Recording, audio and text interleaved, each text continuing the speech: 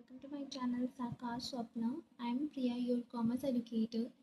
Now, today's video we discuss Henry Fayol's 14th principle. Previous video में हमने management, characteristics of management, level of management and what is principle of management इस topics में discussion किया हुआ. आज की video में हम हेनरी फेयोल के 14 प्रिंसिपल्स के बारे में जानेंगे. है हमारा division of work. That means कि ऑर्गेनाइजेशन के होल वर्क को सब डिवाइडेड कर देना. ठीक है, according to employees ability.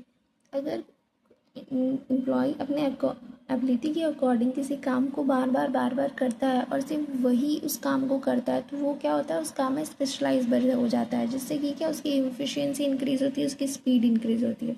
Second is authority and responsibility. हमें वर्कर्स को अगर कोई रिस्पॉन्सिबिलिटी देनी है तो उसके साथ साथ उसको अथॉरिटी भी देनी है. अगर हमने बोला है कि इस काम को उसे पूरा करना है तो उसको उस चीज़ का अधिकार भी देना होता है कि हाँ, उस काम को पूरा करने के लिए उसको कोई भी अगर अथॉरिटी या कोई भी पावर की ज़रूरत है तो वो उसे दी जाए. सिर्फ अथॉरिटी दे देने से, रिस्पॉन्सिबिलिटी ना देने से वो उस पावर का मिसयूज़ भी कर सकता है. Third is unity of command. Unity of command that means कि subordinate receive order instruction from one boss only. Unity of command का मतलब होता है कि सिर्फ एक ही बॉस होंगे जो हमें डायरेक्शंस देंगे, जिससे क्या होता है हमें कोई कन्फ्यूज़न नहीं होता है कि हमें इनकी, अगर दो बॉस होते तो हमें कन्फ्यूजन होता है कि हम इनका डायरेक्शंस फॉलो करें या फिर उनका. इसलिए unity of command that means कि ओनली वन बॉस जो कि हमें एक ही डायरेक्शन, उसी कमांड को फॉलो करना है. ठीक है. Fourth is discipline. Discipline that means किसी भी स्मूथली ऑर्गेनाइजेशन रनिंग, मतलब स्मूथली रनिंग ऑर्गेनाइजेशंस में डिसिप्लिन होनी ज़रूरी है. Fifth unity of direction. One head one plan move toward the direction and achieve the goal. That means क्या होता है, अगर एक बॉस है जो कमांड हमें दे रहा है तो वो क्या एक ही डायरेक्शन में फ्लो करता है. अगर हमने एक ऑर्डर को फॉलो किया है, एक डायरेक्शंस को हम लोग फॉलो कर रहे हैं तो हमारा काम भी जल्दी होगा और हम जल्दी अपने गोल को अचीव कर लेंगे. सिक्स है subordinate of individual interest to the general interest. That means क्या होता है कि जो हम एम्प्लॉयज़ के इंडिविजुअल इंटरेस्ट होते हैं कि हाँ मुझे मतलब अलग अलग इंटरेस्ट से लोग काम करते हैं, जैसे कि कोई सैलरी के लिए, कोई प्रमोशन के लिए, कोई सेल्फ इम्प्रूवमेंट के लिए, तो वो सारे इंटरेस्ट मायने नहीं रखते. हमारा जनरल इंटरेस्ट होना चाहिए. दैट मीन्स कि ऑर्गेनाइजेशन का इंटरेस्ट, जो कि ऑर्गेनाइजेशन का इंटरेस्ट क्या है, गोल अचीव करना. तो हमें एम्प्लॉयज़ के इंडिविजुअल इंटरेस्ट को जनरल इंटरेस्ट में कन्वर्ट करना है. Seventh is remuneration of employee. Remuneration employee क्या होता है, गिवन अ फेयर रेम्यूनरेशन. जो भी एम्प्लॉय है उसको हम लोग को फेयर रेम्यूनरेशन देना पड़ता है.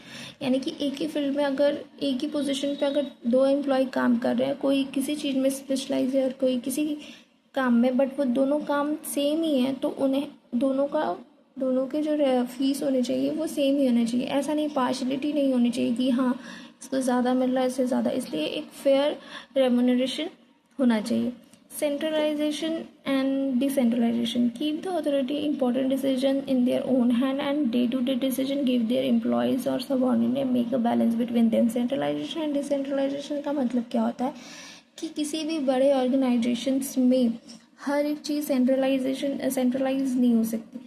दैट मीन्स कि हर सारे डिसीजन टॉप लेवल मैनेजमेंट नहीं ले सकता. उसे कुछ डिसीजन अपने पास रखने होते हैं और डे टू डे जो डिसीजन लेने होते हैं उसे डिसेंट्रलाइज करना पड़ता है. दैट मीन्स कि एम्प्लॉयज़ को या मैनेजर्स को वो डिसीजन लेने की अथॉरिटी दी जाती है ताकि वो डे टू डे जो मेरा जो डिसीजन लेना है वो lower level management, middle level ले सके. एंड जो इम्पोर्टेंट डिसीजन होते हैं वो टॉप लेवल मैनेजमेंट के पास होता है.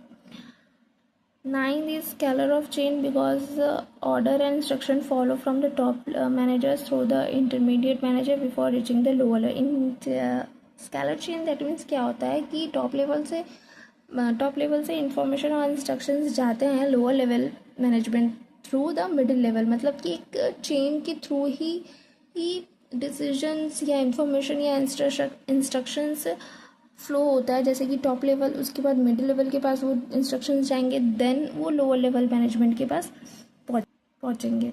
सेकंड टॉपिक है हमारा ऑर्डर। दैट मीन्स कि जितने भी प्रोसेस होते हैं हमारे ऑर्गेनाइजेशन में वो एक सीक्वेंस, एक ऑर्डर में होने चाहिए। 11th is equity should be fair and important, no room for favouritism person and etcetera, similar treatment as to employ in the same position. Equity that means कि क्या होता है, सारे पोजीशन मतलब जितने भी एम्प्लॉय हैं उनको हम लोग को मतलब कोई पार्शियलिटी नहीं चाहिए, सबको एक ही फेस पे देखना चाहिए, एक ही मतलब एक ही सैलरी होनी चाहिए, सबको इक्वली देखना चाहिए।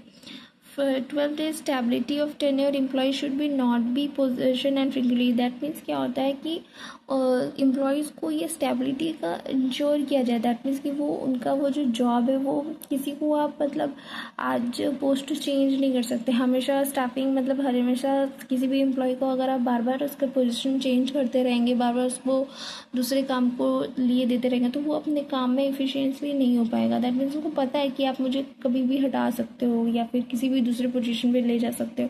सो ये चीज़ की स्टेबिलिटी आनी चाहिए कि एक वर्कर एक काम को बहुत अच्छी तरीके से कर पाए।